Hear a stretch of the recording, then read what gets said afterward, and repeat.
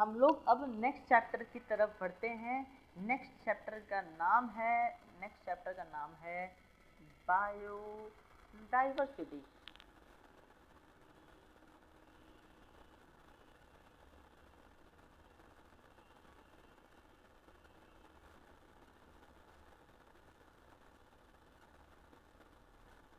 क्या पढ़ना है? बायोडाइवर्सिटी। ओके, चलो देखो, बायोडाइवर्सिटी पढ़ाने से पहले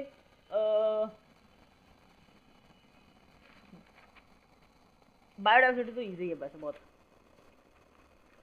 सेक्रेड ग्रुप्स एक दो क्लास में, हाँ एक क्लास में हो जाएगा, मतलब आधा आधा आधा और पढ़ाना है, अगला नेक्स्ट क्लास में बायोडाइवर्सिटी कंप्लीट हो जाएगा।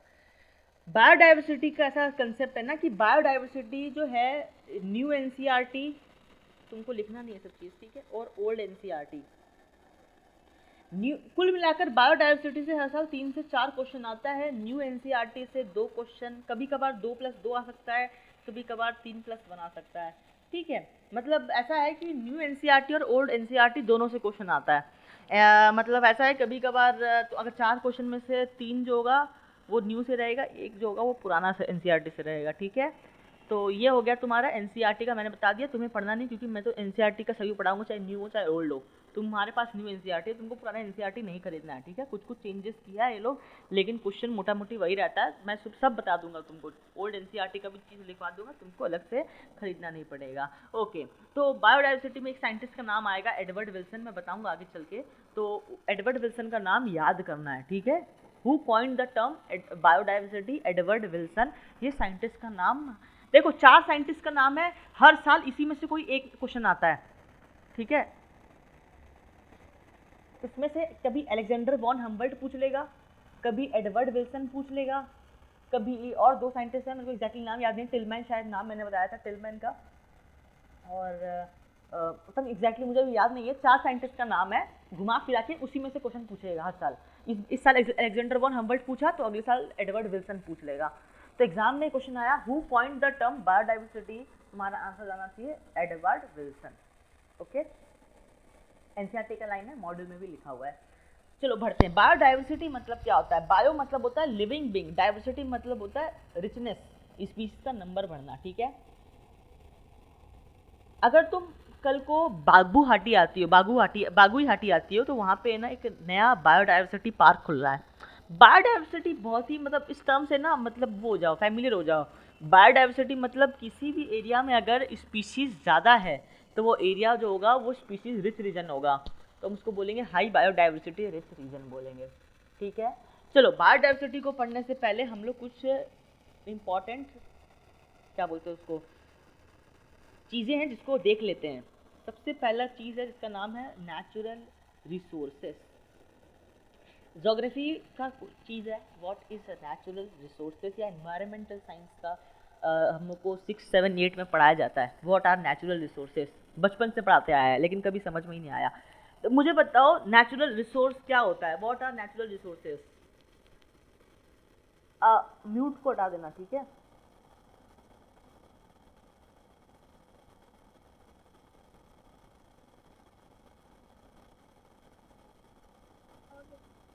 नेचुरल रिसोर्सेज मतलब यही ना, पहाड़ हो गया या फिर नहीं जंगल और ये सब, यही तो नहीं ऐसा, तो नेचर से रिलेटेड है। देखो नेचुरल रिसोर्सेस मतलब रिसोर्सेज, हाँ रिसोर्सेज, एक सेकेंड, जो मतलब नेचर से जो लाइक जो चीज लिए हम लोग, लाइक वो हाँ जो फॉसिल्स बन जाता है ऐसा हाँ कुछ। हाँ हाँ हाँ हाँ, ओके ओके, बहुत बढ़िया बहुत बढ़िया। तो देखो, अब म्यूट कर लेना। हाँ, नेचुरल रिसोर्सेज जितने भी हैं ना हमारे पूरे पृथ्वी पे, वो जो नेचुरल रिसोर्सेज जो होते हैं वो हमेशा मोस्टली लिमिटेड होते हैं। क्या तो लिमिटेड होते हैं, क्योंकि हम लोग क्या कर रहे हैं, उस नेचुरल रिसोर्सेज का बहुत इस्तेमाल कर रहे हैं और वो खत्म होने वाला है। जितना भी नेचुरल रिसोर्सेज है, कोल, पेट्रोलियम, ये सब क्या है, नेचुरल रिसोर्सेज है। ट्रीज नेचुरल रिसोर्सेज है, फल फ्रूट सब नेचुरल रिसोर्सेज है। जितना भी सामान नेचर हमको देता है उसको हम लोग क्या बोलते हैं, नेचुरल रिसोर्सेज। एग्जाम में क्वेश्चन आया कि मुझे बताओ क्या वाटर एक नेचुरल रिसोर्स है, और है भी तो क्यों। अगर वैसे देखा जाए तो 3 एग्जैक्टली बट तुम्हारे बहुत सारे ना स्टूडेंट बहुत दिमाग लगाते हैं, बोलते हैं ओशन है, ओशन हमारा लैंड 10% 90% तो तुम्हारा ओशन ही है, पानी तो खत्म कभी हो ही नहीं सकता है, बट वो ड्रिंकेबल नहीं है ना वो चीज़। तो जो वाटर है ना वो वाटर लिमिटेड है, वाटर एक लिमिटेड नेचुरल रिसोर्स है। क्यों लिमिटेड है? बिकॉज फ्रेश वाटर जो है ओनली 2.5% ही है, ठीक है। वो हमारे लिए रिसोर्स है, कितना 100% रिसोर्स थोड़ी, only 2.5% is resource for us. और एक और चीज़ कि अगर कल को हम लोग पेड़ पौधा को काट देते हैं, पेड़ पौधा को काटने से क्या होगा मुझे बताओ? बारिश नहीं होगा। वाई बारिश नहीं होगा? तो ये तो कॉन्सेप्ट पता है, क्योंकि जब पेड़ पौधा को काट देंगे, जब लाइफ ही नहीं बचेगा, तो मैंने वो बारिश का कॉन्सेप्ट बताया था कि ट्रांसपिरेशन वांसपिरेशन होता है, पानी क्लाउड बन के हवा में जाता है, क्योंकि CO2 को लेवल को मेंटेन करना, लाइक दैट चीज़ होता है, ठीक है। अगर हम ट्रीज को ही कट कर देंगे तो there will be no rainfall, ठीक है। That is why water is a limited natural resource, ठीक है। मुझे बताओ क्या ये रिन्यूएबल है? वाटर रिन्यूएबल है? रिन्यूएबल मतलब ये होता है कि उसका भरपाई किया जा सकता है। हाँ, नहीं। वाटर एक रिन्यूएबल सोर्स ऑफ एनर्जी है, ठीक है। क्यों बता रहा हूँ?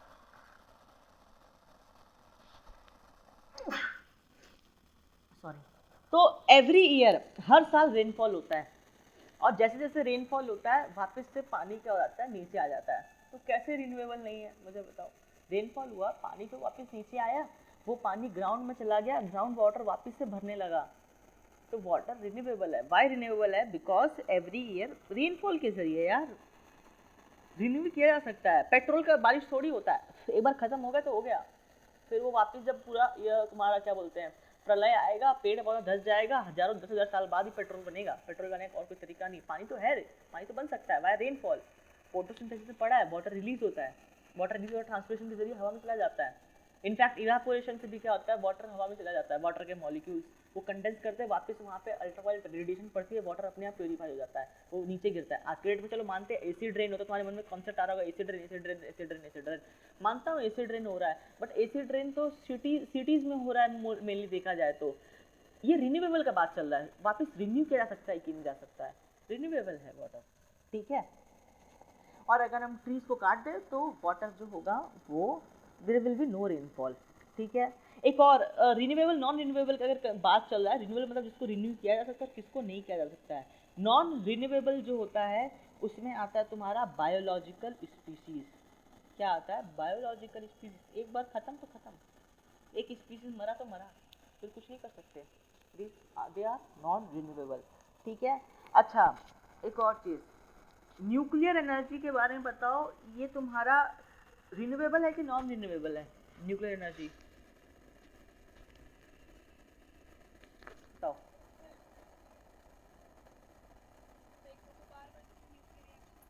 करा सकते हैं, लेकिन वो यूरेनियम तो खत्म हो जाएगा, वापस you can not produce any uranium.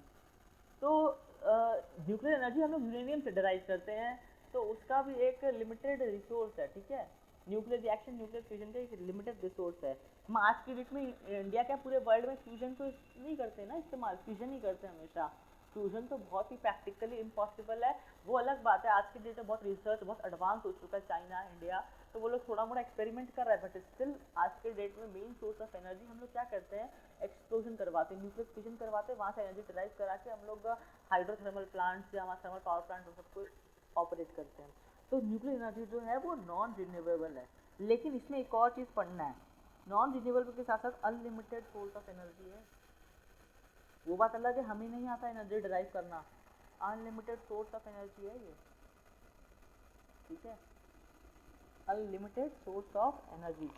आगे बढ़ते हैं।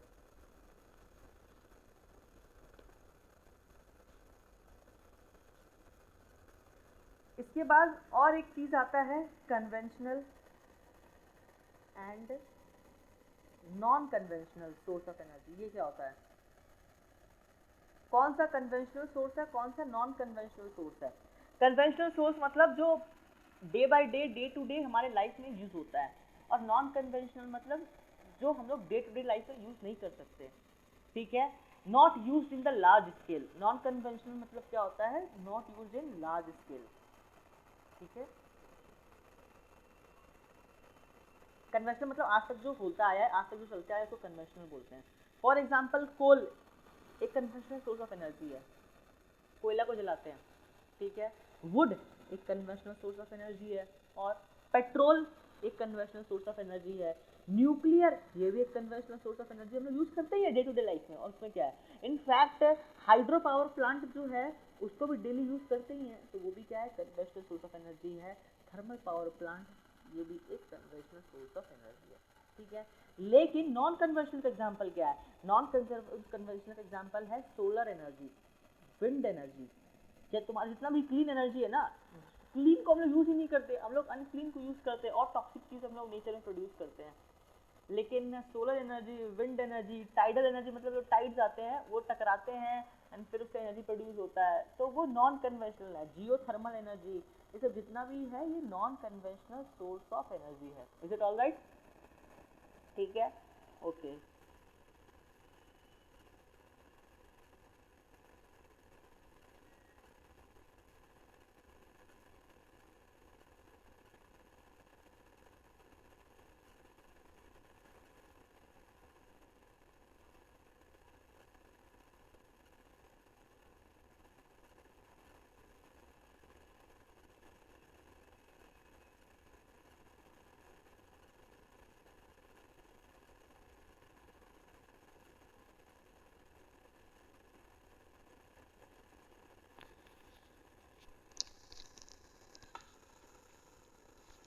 देखो अभी क्या है, इसमें एक चीज़ मैं बता देता हूँ यहाँ पे, ऐसे आगे भी आएगा, बार बार आएगा।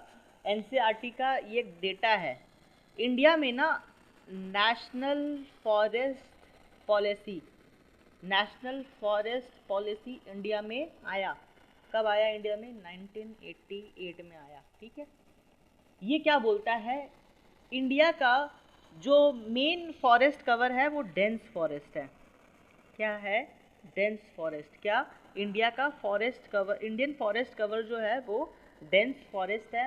इसमें तुम्हारा जो प्लेन एरियाज़ है वो 33% है, और तुम्हारा जो हिली एरियाज़ है उसका कंट्रीब्यूशन जो है 67% है, ठीक है। ये जो प्लेन एरियाज है 33% को घटा के 19.4% किया गया, और 19.4 को घटा के 12% किया गया। अब तुम बोलोगे सर ये सब क्या चल रहा है, ठीक है, क्या चल रहा है? एक्चुअली देखो ये सब डेटा याद रखना है। 33, 67 क्यों बोल रहा हूँ, क्योंकि नीट में बार बार बार बार बार बार क्वेश्चन आता है। मैं बायोडाइवर्सिटी में जितना भी डबल डिजिट डेटा है उसको याद करना ही है, डबल डिजिट डेटा को, ठीक है। मैं सिर्फ तुम्हें सब बता सकता हूँ क्या याद करना और क्या छोड़ देना है। तो नेशनल फॉरेस्ट पॉलिसी 1988 में दिया गया, ये भी नीट का क्वेश्चन है। ये कहता है कि इंडिया में जो प्लेन एरियाज़ हैं वो 33% है, और 67% जो है वो हिली एरियाज़ हैं जो फॉरेस्ट को कवर करके रखे हैं। प्लेन एरियाज अब 33% से घट के 19.4%, फिर घट के 12% हो चुके हैं, ठीक है। अच्छा चलो देखो क्या चल रहा है, ये कुछ मतलब पल्ले नहीं पड़ रहा होगा।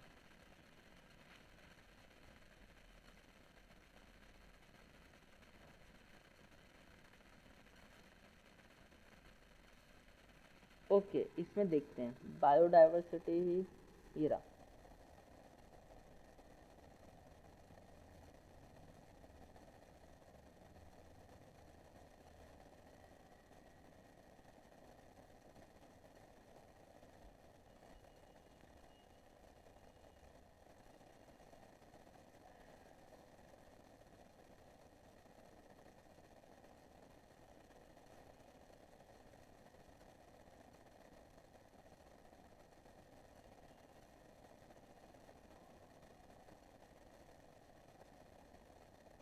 बायोडाइवर्सिटी में स्पीशीज एरिया रिलेशनशिप है जो मैंने बता दिया वैसे।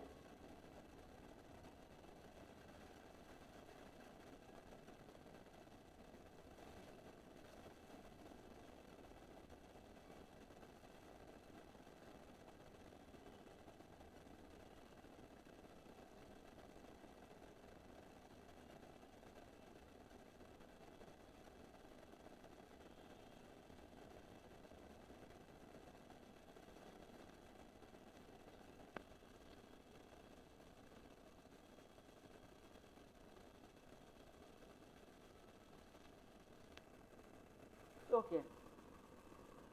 तो ये है नेशनल फॉरेस्ट पॉलिसी, ये बोलता है कि हमें इंडिया में फॉरेस्ट को प्रिजर्व करना है, हमें फॉरेस्ट को बढ़ाना है। ये नेशनल फॉरेस्ट पॉलिसी ने डेटा दिया कि इंडिया का जो फॉरेस्ट कवर है वो प्लेन एरिया 33% और हिली एरियाज जो है वो 60, यानी हिली एरियाज में फॉरेस्ट जो है वो ज़्यादा एरिया ऑक्यूपाई करके रखा हुआ है और प्लेन एरियाज जो है वो बहुत कम है। 33%, 67% बहुत बहुत बहुत इंपॉर्टेंट है, बार बार बता रहा हूँ, ठीक है। पूछता है, आगे हम लोग चर्चा करते हैं, आगे हम लोग देखते हैं threatened species concept. Threatened species concept ये क्या होता है?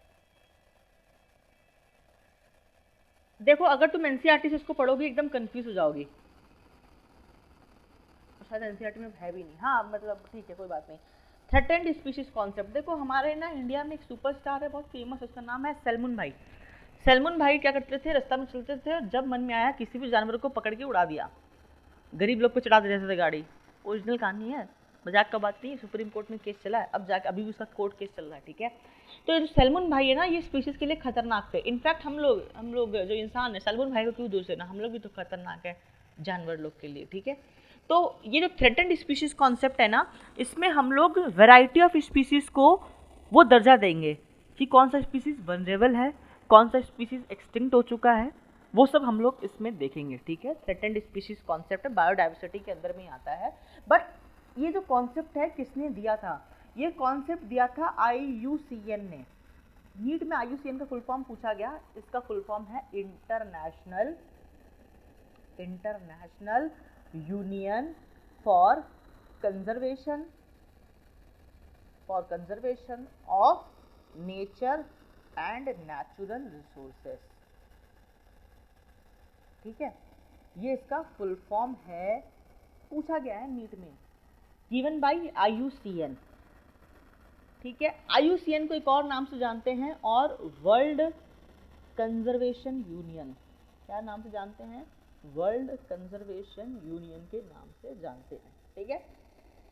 आगे, ये जो IUCN है ना, ये एक काउंसिल है, ये एक यूनियन है, लोगों का संगठन है, बहुत सारे देश का क्या है ये संगठन है, बहुत सारे देश आए, आपस में ट्रीटी साइन किया, आपस में एक पैक्ट बनाया, सॉरी ये लोग क्या किया, एक बुक बनाई।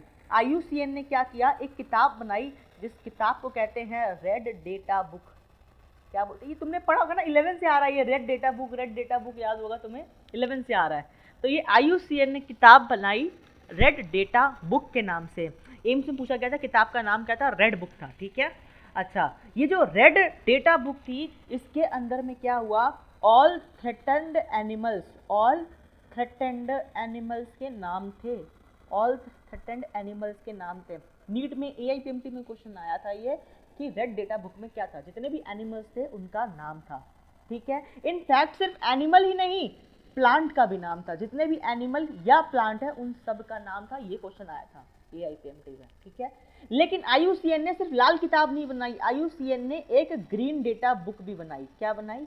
ग्रीन डेटा बुक, ये भी क्वेश्चन आया हुआ है। लेकिन खासियत क्या थी, ग्रीन डेटा बुक में सिर्फ प्लांट का जिक्र था, थ्रेटेंड प्लांट्स का नाम था, ठीक है। ग्रीन मतलब लीफ होता है ना, ग्रीन मतलब समझते ना, ये मतलब थ्रेटेंड नहीं है, थ्रेटेंड है मतलब एकदम खतरनाक है, इनका मतलब इनके साथ कुछ भी हो सकता है, ये सब प्लांट और एनिमल के साथ में, ठीक है। इनफैक्ट ये जो प्लांट और एनिमल रेड डेटा बुक के अंदर में जिनका नाम लिखा गया, उनको 8 कैटेगरीज में डिवाइड किया गया। कितने कैटेगरीज में?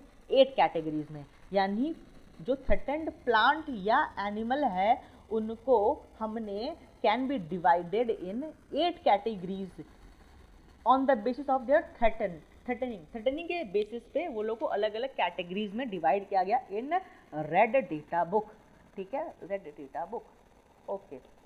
तो हम लोग वो कैटेगरीज को देखते हैं, किस किस कैटेगरीज में डिवाइड किया गया। सबसे पहला कैटेगरी जो था वो था एक्सटिंक्ट। ये एक्सटिंक्ट क्या होता है तुम बता दो, ज़्यादा बढ़िया रहता। तुम्हारा म्यूट है। एक्सटेंड मतलब जो लाइक खत्म एकदम हो ही रहा है। अच्छा ठीक है, अब म्यूट कर देना, ठीक है। देखो, एक्सटिंक्ट मतलब, सही बोली तुम, एक्सटिंक्ट मतलब ये होता है जिनका एक भी मेंबर अर्थ पर जिंदा नहीं है, ठीक है। तो इसका मतलब क्या हुआ, जिनका एक भी मेंबर अर्थ पर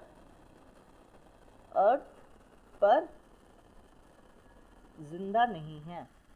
मैंने ये हिंदी में क्यों लिखा, मैं चाहता तो मैं इंग्लिश में बता सकता था, क्योंकि ऐसा नहीं है कि मेरे को इंग्लिश आता नहीं है, थोड़ा थोड़ा तो आता ही है, लेकिन इसको हिंदी में बताने का रीज़न क्या है, क्योंकि हिंदी में ना ये चीज़ें याद रहेंगी जो ब्रॉड कैटेगरीज आएंगी, नहीं तो याद नहीं रहता फिर, ठीक है। तो जिनका एक ही मेंबर अर्थ पे जिंदा नहीं है। एक टर्म आता है एक्सटिंक्ट इन वाइल्ड।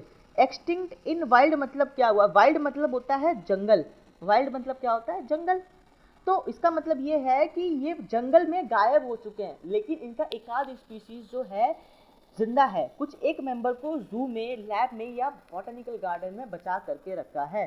किसमें, जू में, बॉटनिकल गार्डन में या लैब में एक आध कुछ मेंबर को बचा के रखा है, ठीक है। इसको हम लोग क्या बोलते हैं, एक्सटिंक्ट बोलते हैं, ठीक है, मतलब एक्सटिंक्ट इन वाइल्ड बोलते हैं। आगे नेक्स्ट कैटेगरी जो आया उसका नाम था डेटा डेफिशिएंट। डेटा डेफिशिएंट एक कैटेगरी बनी थ्रेटेंड एनिमल या प्लांट की। ये कैटेगरी में क्या था डेटा डेफिशिएंट में, मतलब जिनके बारे में अभी तक पूरी इंफॉर्मेशन हमें नहीं है, उन्हें हम क्या कहेंगे, डेटा डेफिशिएंट कहेंगे, ठीक है। जिनके बारे में अभी तक पूरी इंफॉर्मेशन नहीं है, जिनके बारे में पूरी इंफॉर्मेशन नहीं है, ठीक है। मतलब क्या कि वो कितने मर चुके हैं, कितना जिंदा है, हमें एग्जैक्टली उनका नंबर नहीं पता, हमारे अर्थ पे वो जो ऑर्गेनिज्म है वो कितने बचे हैं, ठीक है। समझ में आया, ओके।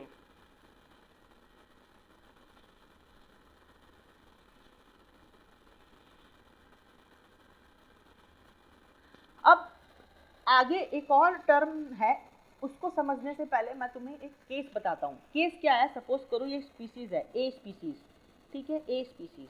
ये स्पीसीज के 50,000 मेंबर, कितने मेंबर, 50,000 मेंबर 20 से 25 साल पहले, ईयर्स पहले अर्थ पे एग्जिस्ट कर रहे थे, अर्थ पर एग्जिस्ट कर रहे थे, ठीक है। लेकिन सब मर गए, कुल मिलाकर 5 से सिर्फ 7 बचे हैं। समझ में आ रहा है, 50,000 में सिर्फ 5 से 7 बचे हैं। यानी जो एक्सटिंक्शन के बॉर्डर पे आ चुके हैं, जो एक्सटिंक्शन के बॉर्डर पे आ चुके हैं, मतलब बस खत्म ही होने वाले। 50,000 पहले थे, लेकिन आज के डेट में से 5 से 7 बचे हैं, यानी जो एक्सटिंक्शन के बॉर्डर पर आ चुके हैं, यानी जिनका इमीडिएटली एक्सटिंक्ट होने की प्रोबेबिलिटी सबसे ज़्यादा है। वर्ड क्या मैंने यूज़ किया, इमीडिएटली एक्सटिंक्ट होने की प्रोबेबिलिटी सबसे ज़्यादा है, ठीक है। इस स्पीशीज को हम कहते हैं क्रिटिकली एंडेंजर्ड। क्या बोलते हैं, क्रिटिकली एंडेंजर्ड। ये एंडेंजर्ड बहुत आता है ना, तो इसका वर्ड क्या बोलेंगे, क्रिटिकली एंडेंजर्ड। समझ में आया क्रिटिकली एंडेंजर्ड का क्या मैंने बताया, यानी what are critically endangered species. तो critically endangered species are the species which have very high risk of extinction in immediate future। अभी immediate future में उनका extinct होने का probability सबसे ज़्यादा, उसको हम लोग क्या बोलेंगे, critically endangered बोलेंगे। समझ में आया, ये एक क्लास बना। इसके बाद अगला कैटेगरी बनता है endangered का। क्रिटिकली एंडेंजर्ड के बाद एक कैटेगरी बनता है एंडेंजर्ड का। ये एंडेंजर्ड मतलब क्या हुआ, कि सपोज करो कि ये एक ए स्पीशीज थी, इसके 50,000 मेंबर थे। इस 50,000 में आज के डेट में 2,000 लोग जिंदा है, तो मतलब क्या है कि इनका नंबर कम हो चुका है और ये भी एट एक्सटिंक्शन के बॉर्डर पर है। समझ में आ रहा है? ये भी खत्म होने के कगार पे हैं, एक्सटिंक्शन के बॉर्डर पर हैं, लेकिन इनकी इमीडिएट एक्सटिंक्शन होने की प्रोबेबिलिटी नहीं है। समझ में आया? इमीडिएट एक्सटिंक्शन वर्ड अगर नहीं लिखा हुआ है तो वो क्या बन जाएगा? एंडेंजर्ड, यानी वो खत्म होने के कगार पे हैं, लेकिन इमीडिएटली अभी नियर फ्यूचर में वो खत्म नहीं होंगे, उनको थोड़ा समय लगेगा, 1 साल 2 साल 5 साल 10 साल इतना समय लगेगा। समझ में आ रहा है ये चीज एंडेंजर्ड का? तो मतलब नियर फ्यूचर में इनके खत्म होने की प्रोबेबिलिटी है, मतलब इन द मतलब इमीडिएट फ्यूचर में नहीं है लेकिन नियर फ्यूचर में है। समझ में आ रहा है? इमीडिएट एक्सटिंक्शन नहीं होना लेकिन नियर फ्यूचर में इनका एक्सटिंक्शन हो जाएगा। तो इसका मतलब इस स्पीसीज को बचाना पड़ेगा, क्योंकि नहीं तो ये खत्म हो जाएगा। और क्रिटिकली एंडेंजर्ड तो मतलब बस आजकल में ही है, ये कुछ ही 5-7 स्पीसीज बचा, ये तो कभी भी खत्म हो सकता है, तुम बचा के भी कुछ नहीं कर सकते क्योंकि इन्वायरमेंट सुटेबल नहीं था। समझ में आया? तुम नहीं बचा पाओगे इसको, ठीक है? तो इसका मतलब स्पीसीज, एग्जाम में क्वेश्चन आया, species which face high risk of extinction in near future. ये वर्ड है इसके लिए नियर फ्यूचर, इमीडिएट फ्यूचर नहीं है। क्या है word? Near future. Immediate future था क्रिटिकली एंडेंजर्ड के लिए, इधर क्या आया? नियर फ्यूचर आया। इसका एग्जाम्पल है टाइगर, ठीक है? टाइगर हमारा नेशनल एनिमल, लायन है कि टाइगर है? टाइगर है मेरे हिसाब से तो, ठीक है? इसीलिए टाइगर पे याद है, टाइगर पे बड़ा मतलब मुहिम चला था, एड्स भी आता था टाइगर पे, टाइगर को बचाओ, टाइगर को बचाओ। 1800 की 2000 टाइगर है, अभी टाइगर का नंबर शायद पहले से बढ़ा है। तो ये तो तुम्हारा हो गया एंडेंजर्ड का कैटेगरी। एंडेंजर्ड के बाद जो अगला कैटेगरी आता है वो आता है vulnerable species. Vulnerable species, vulnerable species क्या होता है? ये नेक्स्ट कैटेगरी है वल्नरेबल स्पीसीज का। मतलब ये कि पहले जो था 20-25 साल पहले ये जो स्पीसीज था उसके 50,000 लोग हैं, लेकिन आज के टाइम पे इसके 30,000 लोग प्रेजेंट है। समझ में आ रहा है? मतलब इनका जो नंबर है वो अभी सफिशिएंट है। समझ में आया? क्लियर है? इनका नंबर अभी सफिशिएंट है। They do not at border of extinction, वो एक्सटिंक्शन होने के बॉर्डर पे नहीं है अभी। इतना सारा नंबर है, कैसे बॉर्डर होगा? ठीक है? अगर हम इनको अभी से प्रोटेक्शन देना स्टार्ट कर दें तो लॉन्ग टर्म फ्यूचर में एक्सटिंक्ट ना हो। समझ में आया ये चीज? अभी से इनको प्रोटेक्शन दो ताकि लॉन्ग टर्म फ्यूचर में इनका एक्सटिंक्शन ना हो, ठीक है? But they face risk of extinction in medium term future, यानी ये स्पीसीज को आने वाले पहले देखो, एक इमीडिएट फ्यूचर था, एक नियर फ्यूचर था, ये मीडियम टर्म फ्यूचर है। मीडियम टर्म फ्यूचर में इनका एक्सटिंक्शन हो सकता है, तो इसीलिए इनको अभी से प्रोटेक्शन दो ताकि ये मीडियम टर्म फ्यूचर में एक्सटिंक्ट ना हो और ये लॉन्ग टर्म फ्यूचर तक चल जाएं, ठीक है? इसी में आता है हमारे सैल्मन भाई का फेवरेट शिकार जिसका नाम था ब्लैक बक, काला हिरन, काला मतलब ब्लैक बक। अगर मैं फोटो दिखाऊं तुम्हें, देखना, ब्लैक बक जिसका सलमान खान ने शिकार किया था और फिर अपने क्या नाम है उसका, जो ड्राइवर पे नाम लगा दिया था ब्लैक बक। ब्लैक बक, ये देखो, इसके सिंग देखना। हाँ, राजस्थान में ये जा रहा था हाईवे पे, शिकार किया था उसका, ठीक है, ब्लैक बक का। तो ये ब्लैक बक जो है वनरेबल स्पीशीज है, ठीक है? क्लियर है ये चीज? आगे बढ़े। आगे जो नेक्स्ट स्पीशीज है वो है रेयर स्पीशीज। ये रेयर स्पीशीज क्या होता है? देखो, रेयर स्पीशीज ये होता है कि ये ना, देखो ये एक ऐसी स्पीशीज है जिनको हमने नहीं मारा है, ठीक है? जिनका रिप्रोडक्टिव रेट जो है वो बहुत कम हो गया और नेचुरली खतरा है उनको। सलमान खान या मेरे से या किसी और से खतरा नहीं है। जो तुम्हारा एंडेंजर्ड स्पीशीज था जिसका नंबर बहुत कम हो गया, टाइगर, लोग टाइगर का शिकार करते थे, उससे टाइगर का नंबर कम हो गया। जो टाइगर इतना धाड़ी है उसको जल्दी से मर नहीं सकता। वो मानता हूँ मैं इकोलॉजिकली वीकेस्ट है, फिजिकली स्ट्रॉन्गेस्ट है, लेकिन टाइगर जल्दी मर नहीं सकता था। हमने मारा है, रेयर स्पीशीज को हमने नहीं मारा, इनका रिप्रोडक्टिव रेट बहुत कम था, नेचुरली ये बहुत कम थे। ठीक है, तो ये हो गए तुम्हारे स्पीशीज। ठीक है,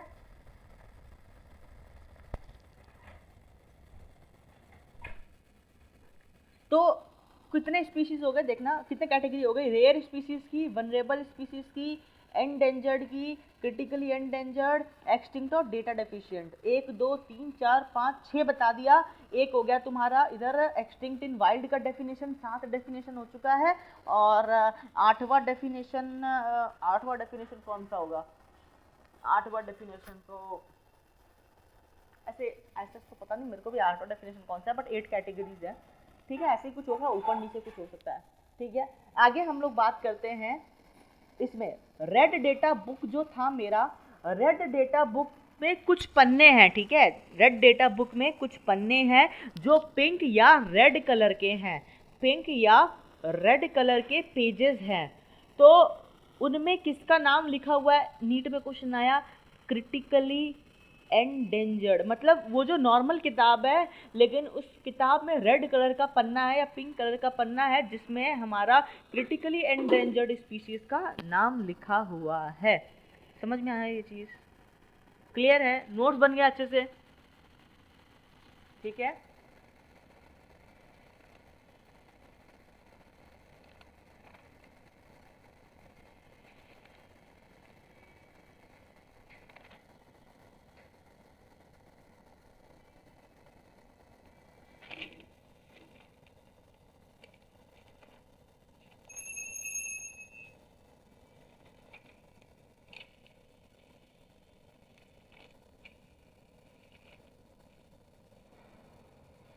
सेंचुरीज, बायोस्फीयर, नेचुरल रिजर्व्स बताना है ना, और sacred grove, national park, sanctuaries, national park and biosphere. देखो तुम एक काम करो, हेलो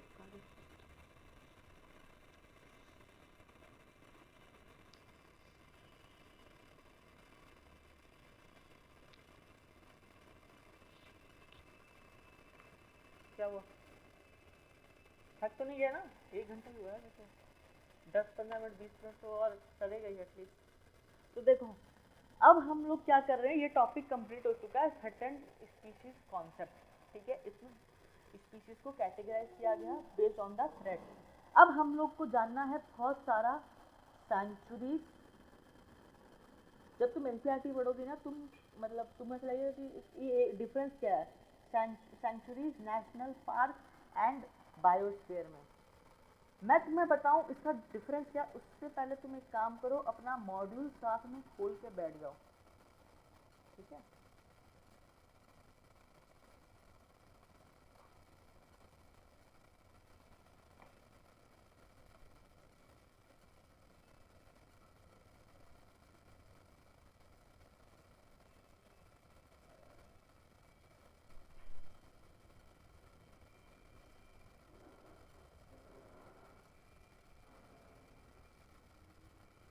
खोल लिया? चलो, ये डिफरेंस अगर मैं तुमसे पूछूं तो मुझे बता पाओगी what is the difference between sanctuary, national park? सुना तो होगा, वाइल्ड लाइफ सेंचुरी है, ये है वो है, नेशनल पार्क डिफरेंस मतलब बता सकती हो? सेंचुरीज में तो बस एनिमल्स होते हैं। अच्छा, और नेशनल पार्क में तो जैसे दोनों होते हैं, एनिमल्स और अरे प्लांट्स। वाह, कैसे पता है तुम्हें? अरे मतलब पार्क है तो वही होगा। अरे नहीं तो सेंचुरी में तो तुम प्लांट भी बोल सकती थी, बट वाई तुमने एनिमल क्यों बोला सेंचुरीज में? क्योंकि नेशनल पार्क है तो पार्क में दोनों होगा, तो सेंचुरी में कुछ तो डिफरेंस। तो बोल देती सिर्फ प्लांट होगा, एनिमल क्यों लिखा तुमने? मतलब कहाँ से स्कूल में पढ़ाया था? पता नहीं। अच्छा चलो, अच्छा गेस था। ठीक है, तो म्यूट कर देना। तो सेंचुरीज जो होती हैं, सेंचुरीज में सिर्फ एनिमल प्रोटेक्शन दिया जाता है। मतलब क्या था इसका कि देखो एक जंगल था, जंगल में क्या था, वो लोग जाते थे और वहां पे शिकार कर लेते थे, एनिमल को मार देते थे, ठीक है, लेकिन वो लोग जो है ना पेड़ पौधा को कोई नुकसान नहीं पहुंचाते थे। तो गवर्नमेंट ने डिसाइड किया कि हम उस पूरे एरिया, पूरे जंगल को सैंक्चुरी घोषित कर देंगे, ठीक है। सैंक्चुरी घोषित करने से क्या हुआ कि आप वहां पे जा सकते हो, आप पेड़ों की जो सूखी लकड़ियां हैं उनको भी तोड़ सकते हो, उनको इकट्ठा कर सकते हो, फल ले सकते हो, फ्रूट ले सकते हो, एडिबल्स ले सकते हो, सब कुछ अपने घर ला सकते हो, हनी ला सकते हो, सब कुछ, लेकिन आप जानवर को नुकसान नहीं पहुंचा सकते। वहां पे प्रॉपर गार्ड्स है वहां पे, आप जाओ, आपको जो जैसे तुमने देखा होगा लोग जीप में जा रहे हैं, तो लाइक दैट, ठीक है। तो वो उसको हम क्या बोलते हैं, सैंक्चुरीज बोलते हैं, ठीक है। यानी इधर आदमी लोग हंट कर रहे थे तो गवर्नमेंट ने सोचा कि जगह को बचाना पड़ेगा, तो उसको किस्मत डिक्लेयर कर दिया सैंक्चुरीज, एनिमल प्रोटेक्शन के लिए। लेकिन वही नेशनल पार्क था, नेशनल पार्क में for both plant and animal, मतलब यहाँ पे एक और चीज लिमिटेड अलाउ है, यहाँ पे लिमिटेड अलाउंस है। मतलब पहला बात तो बहुत हर किसी को नेशनल पार्क में जाने नहीं दिया जाता। दूसरा बात यह है कि नेशनल पार्क में अगर तुम चली जाओगी तो वहाँ से तुम लकड़ी वकड़ी कुछ नहीं ला सकती तोड़ के, एक लकड़ी का एक फूसा भी ला सकती अपने साथ, इतना हाई सिक्योरिटी एरिया होता है, हाई सर्विलियंस वाला एरिया होता है, ठीक है। इसीलिए गवर्नमेंट ने इसको नेशनल पार्क डिक्लेयर कर दिया, वहाँ पे प्लांट्स और एनिमल्स दोनों ही खतरे में थे, राइट। समझ में आया ये। आगे तुम एक काम करो, तुम मेरे को है ना तुम्हारे पास टेलीग्राम है? टेलीग्राम नहीं है, एक काम करो, मेरे को है ना तुम व्हाट्सएप कर दो ना, क्या बोलते हैं ये जो तुम्हारा नेशनल पार्क है ना, अरे नेशनल पार्क और सेंचुरी जो मॉड्यूल में दिया हुआ है, वो एक याद है टेबल टेबल दिया हुआ है, ठीक है, बायोस्फीयर रिजर्व का, उसका मेरे को बता दिया, ठीक है। इसके बाद जो है उसका नाम है बायोस्फीयर। बायोस्फीयर क्या होता है? बायोस्फीयर एक ऐसा एरिया है, एक्चुअली हुआ क्या था ना, जो आदमी लोग थे वो बहुत खतरनाक हो गए थे, वो पेड़ों को भी काट रहे थे, एनिमल्स को भी मार रहे थे, जितना भी abiotic resources like minerals, coals, जितना भी चीज़ है वो सबको अपने घर लेकर जा रहे थे। तो गवर्नमेंट ने क्या किया, एक पूरे जंगल को बायोस्फीयर डिक्लेयर कर दिया। मैं बायोम के बारे में बात नहीं कर रहा, बायोस्फीयर के बारे में बात कर रहा हूँ। ये बायोस्फीयर में ना कुछ जोन्स होते हैं, क्या होते हैं, कुछ जोन्स होते हैं। सबसे बाहर में होता है ट्रांजिशन जोन।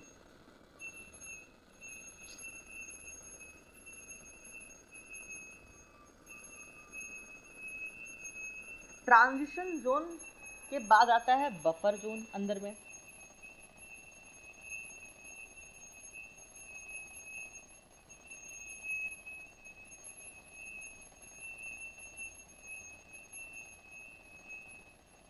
बफर जोन के अंदर में होता है कोर जोन,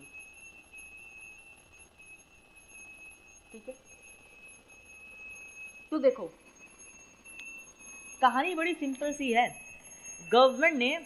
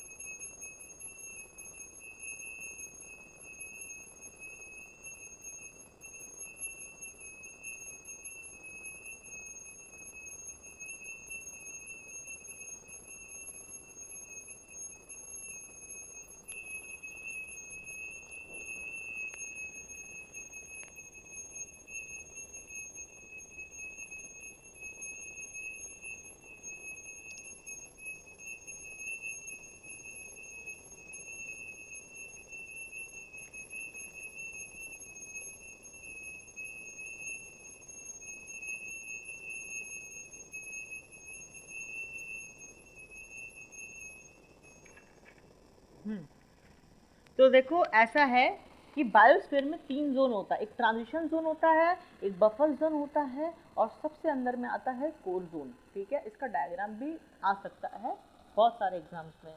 तो देखो होता क्या है, ट्रांजिशन जोन पे ना गार्ड्स लगे हुए रहते हैं। ये गार्ड्स क्या करते हैं, आपको पहले स्क्रूटनी करेंगे, आपको सर्विलेंस में लेके जाएंगे और आपका पूरा बॉडी का चेकअप करेंगे। बॉडी का चेकअप मतलब कि आप कहीं पे गन वन तो नहीं लेके जा रहे या कुछ नाइफ तो नहीं लेके जा रहे, तो इसलिए आपको वो क्या करेंगे, ट्रांजिशन जोन पे हाई सिक्योरिटी होती है ताकि कोई भी इंसान अंदर ना घुस सके। ठीक है, ट्रांजिशन जोन में ताकि पब्लिक के लिए खोल के रखा है ताकि नॉर्मल पब्लिक जाए देख के आ जाए। ठीक है, बफर जोन में जाने का परमिशन हर किसी को नहीं होता। अगर कोई मिनिस्टर है तो सिर्फ उसी को परमिशन है, या कोई बहुत आईएएस ऑफिसर है कोई है, सिर्फ उसी को परमिशन होता है बफर जोन के अंदर में जाने का। उसके लिए क्या चाहिए, हाई परमिशन चाहिए, तभी तुम बफर जोन के अंदर में जा सकती हो। ठीक है, अब तुम सोचते हो कि हम बफर जोन से अंदर कोर जोन में चले जाए, तो भैया ये पॉसिबल नहीं है। कोर जोन में जाने का परमिशन तो इंडिया में किसी को भी नहीं है, प्राइम मिनिस्टर को भी नहीं है। ठीक है, कोर जोन में जाने का परमिशन, मतलब कोर जोन एकदम ही अलग है। ये कम्युनिटी का मतलब एकदम ही अलग है, क्योंकि इस एरिया में क्या लोग रहते हैं, लेकिन इस एरिया में रहते हैं तुम्हारे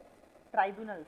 ट्राइब्यूनल्स मतलब जो लोकल ट्राइब्यूनल कम्युनिटी या आदिवासी लोग होते हैं ना, वो लोग कहाँ पे रहते हैं, कोर जोन में रहते हैं। ठीक है, उनसे उनको है ना बहुत प्रताड़ना हुई है, उनके साथ बहुत अन्याय हुआ है। ठीक है, समाज के निचले वर्ग के थे ना, तो वो लोग क्या है ना, वो लोग इंटरेक्शन नहीं करना चाहते थे। वो लोग के पास मोबाइल कुछ भी नहीं है, मोबाइल टीवी कुछ नहीं है, और वो लोग को कुछ मतलब भी नहीं है, और वो लोग को संसार में किसी के पास जाना भी नहीं वापस कि मेरा आके एरिया का डेवलपमेंट कर दो, वो लोग को मतलब भी नहीं है। वो लोग अपना ही कल्चर वहाँ पे फॉलो करते हैं, और तुम जाओगे तुम भी आदिवासी का शिकार बन जाओगे, तुमको वो खा जाएंगे, ऑनेस्टली खा जाएंगे। ठीक है, और कोर जोन के अंदर में तुमको कुछ भी देखने को मिल सकता है, मतलब शेर वेर कुछ भी हो सकता है।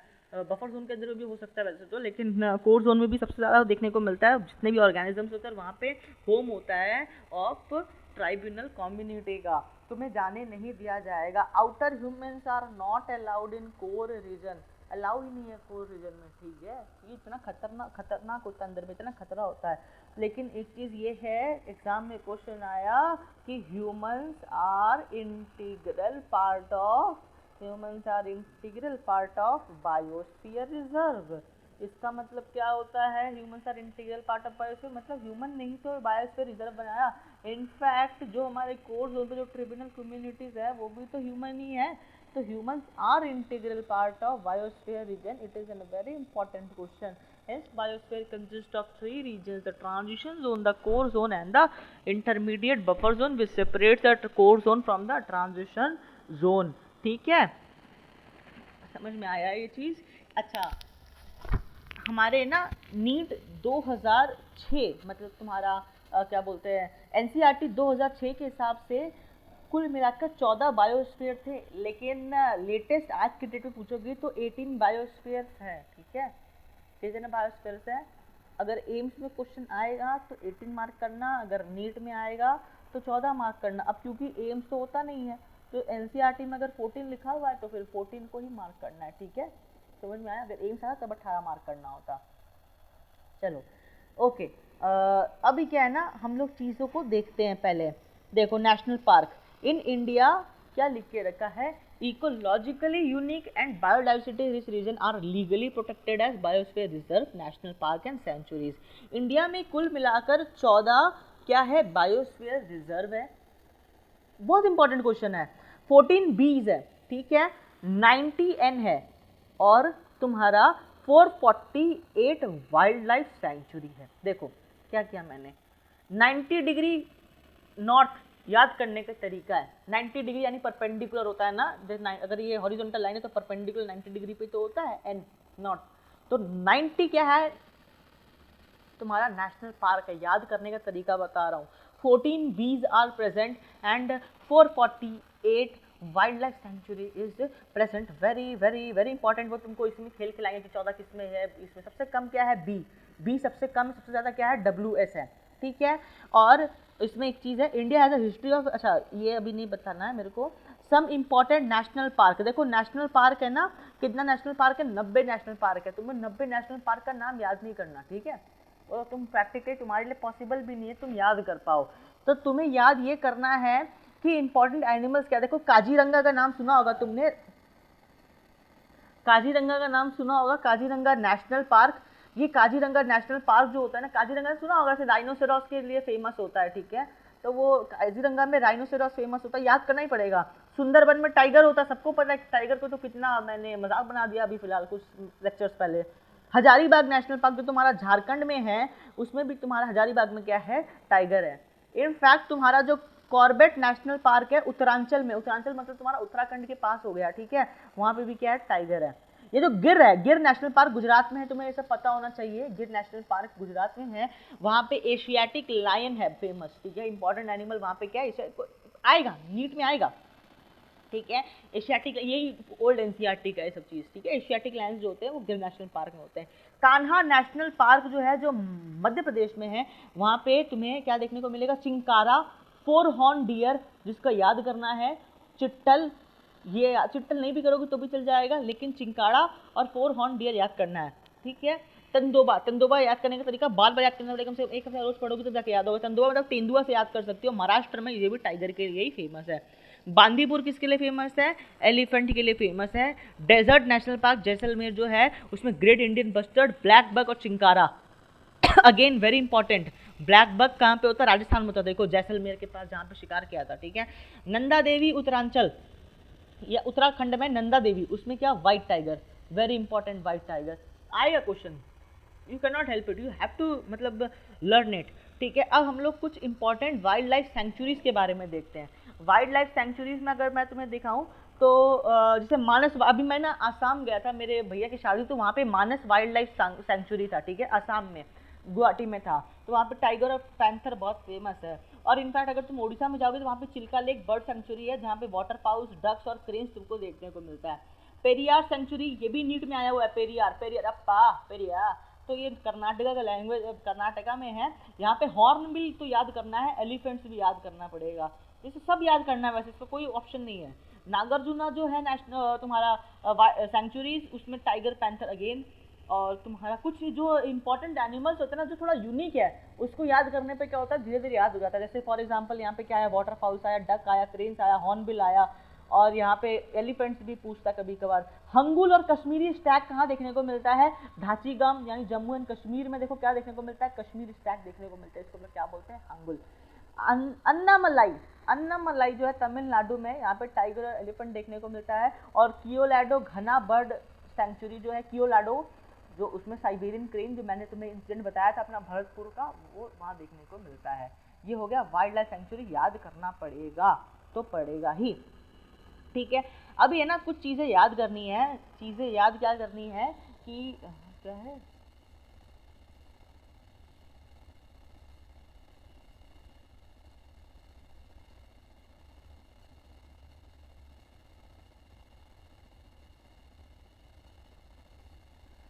देखो मैंने तुम्हें ये बोला कुल मिलाकर 14 बायोस्फीयर्स है ना, लेकिन आज के डेट में 18 बायोस्फीयर्स हो चुका है, ठीक है।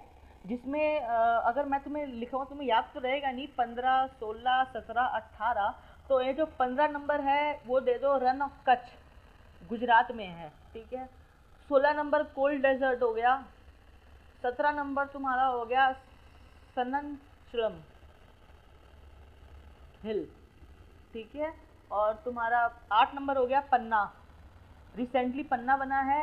रन ऑफ कच्छ जो है वो सबसे ज़्यादा है, फेमस होता है रन ऑफ कच्छ, गधा के लिए फेमस है वैसे, ठीक है। रन ऑफ कच्छ जो है, तो area wise run of Kutch जो है वो सबसे बड़े गुजरात में है यार, रन ऑफ कच्छ मोदी से डेवलपमेंट कर ही देंगे, तो लार्जेस्ट बायोस्फीयर भी रन ऑफ कच्छ में हो गया। सेकंड नंबर जो है बायोस्फीयर कहाँ पे, नीलगिरी में है, ठीक है, नीलगिरी का बायोस्फीयर सेकंड लार्जेस्ट है। स्मॉलेस्ट बायोस्फीयर रिजर्व है पन्ना, जो भी लेटेस्ट बना है पन्ना, ठीक है, वो कहाँ पे है तुम्हारा, स्मॉलेस्ट बायोस्फीयर है कौन सा, पन्ना। सेकंड स्मॉलेस्ट कहाँ पे, डिब्रूगढ़ में है, सेकंड स्मॉलेस्ट क्या है, डिब्रूगढ़ में। ये सब डेटा पता होना चाहिए, ठीक है।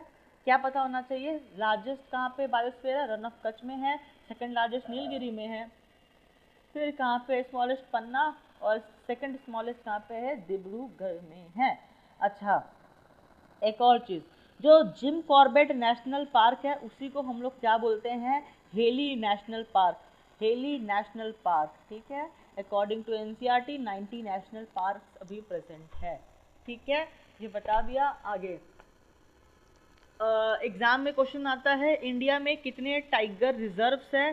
टाइगर रिजर्व मतलब जहाँ पे टाइगर को रखा जाता है। तो आज के डेट में इंडिया में 49 टाइगर रिजर्व्स है, ये याद करना है, 49 टाइगर रिजर्व वाला, ठीक है। अच्छा, और क्या इसमें याद करना है कि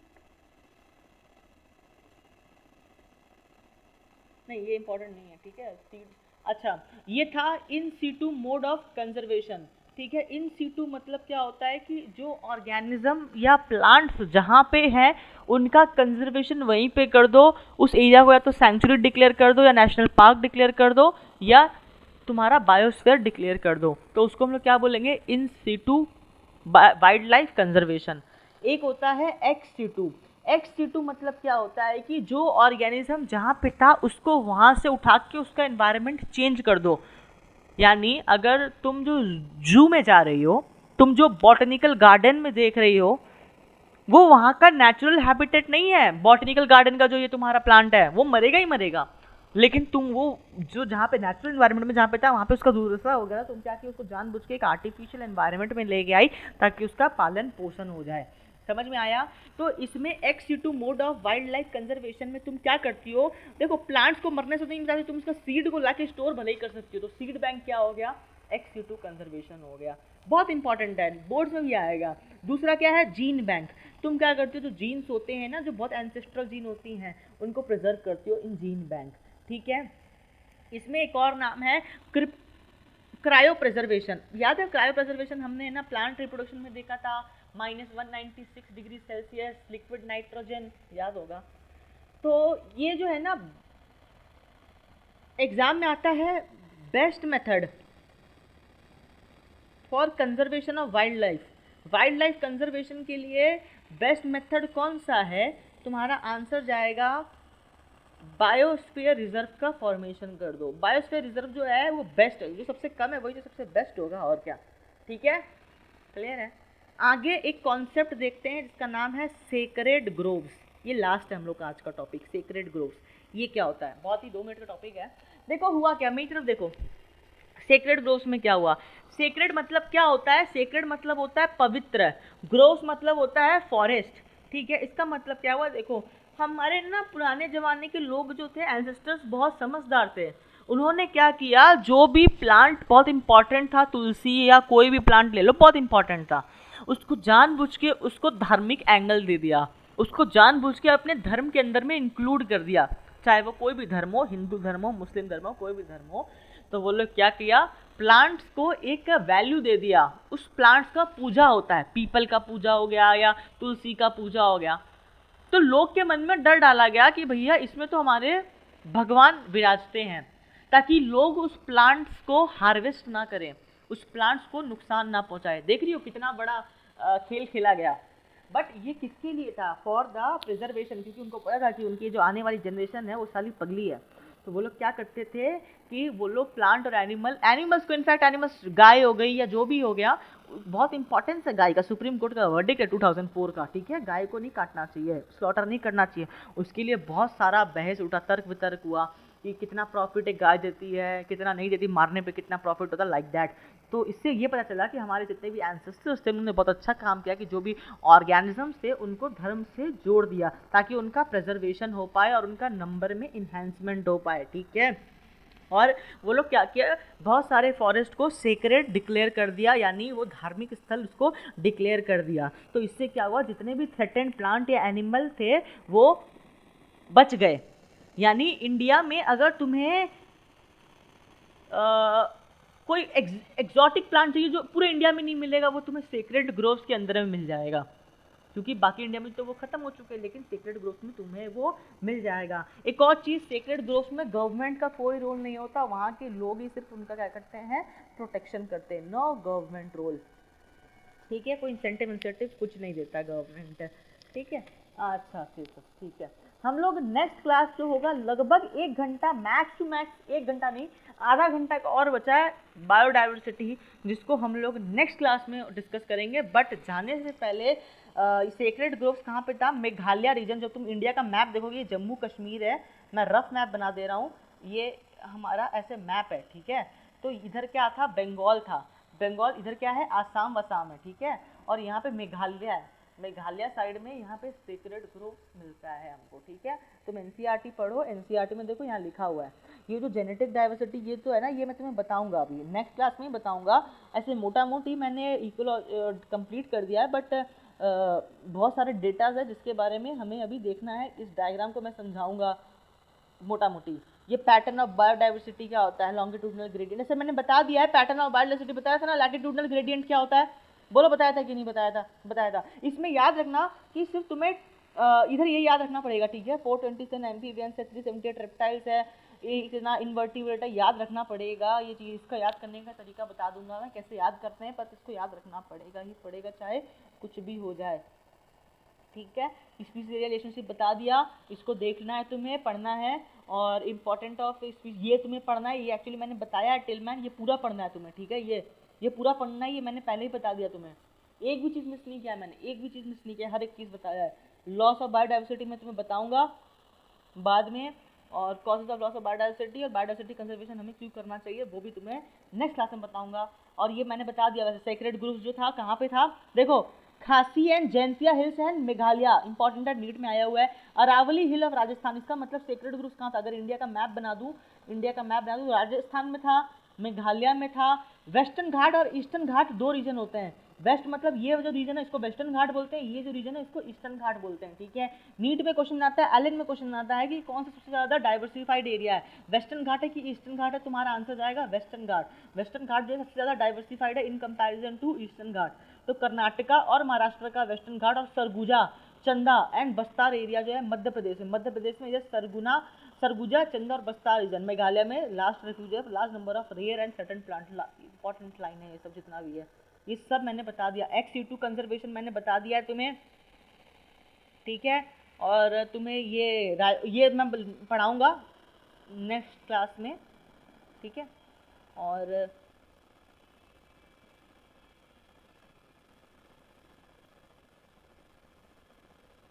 ये याद नहीं करना है, ठीक है।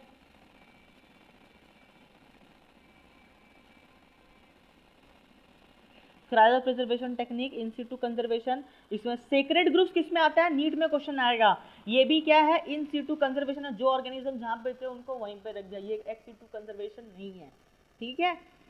ये पूछता है वो कि बॉटनिकल गार्डन, अच्छा वाइल्ड लाइफ सफारी पार्क क्या है, what is wild life safari park, ये मैं बता देता हूँ। जूलॉजिकल पार्क, बॉटनिकल गार्डन से बता दिया, ये क्या है, XC2 है। इसमें एक आता है वाइल्ड लाइफ सफारी पार्क, ये क्या, तुमने देखा होगा कि जीप लेके जा रहे हैं ना, जीप में लोग बैठ रहे हैं फिर जा रहे हैं, तो एक्चुअली क्या हुआ कि गवर्नमेंट ने एक एरिया बनाया और उस एरिया में क्या क्या टाइगर्स वाइगर्स को छोड़ दिया। अभी लियोपार्ड लेके आया था ना, याद है, हमारा देश का प्रधानमंत्री, हमारे respected our prime minister Shri Narendra Damodar Das Modi ji, उन्होंने क्या किया, लियोपार्ड मंगाया अफ्रीका, तो उन्होंने एक एरिया बनाया, उस एरिया में इंसान जा सकते हैं जीप लेके और शायद देख सकें वो, तो इसको हम लोग बोलते हैं सफारी पार्क। सफारी पार्क में ना इंसानों को कैद किया जाता है, इंसानों को पैक करके लेके जाया जाता है ताकि वो लोग जानवर ना मार दे, मतलब जानवर वो इंसान को ना मार दे। तो यहाँ पे जानवरों को पैक नहीं करते, यहाँ पे इंसानों को पैक करते हैं। वाइल्ड लाइफ सफारी दो है, एक वाइल्ड लाइफ सेंचुरी है, वाइल्ड लाइफ सेंचुरी, ये कंफ्यूज करेगा नीट में। वाइल्ड लाइफ सेंचुरी जो है वो इन सिटू कंजर्वेशन है, लेकिन सफारी पार्क जो है, सफारी याद करना, सफारी गाड़ी लेके जाएंगे तो वो क्या है, एक्स सिटू कंजर्वेशन है, वेरी वेरी वेरी इंपॉर्टेंट, ठीक है। तो हमने बायोडाइवर्सिटी का जितना मोस्टली रट्टाफिकेशन वाला टॉपिक था वो तो आज कर लिया।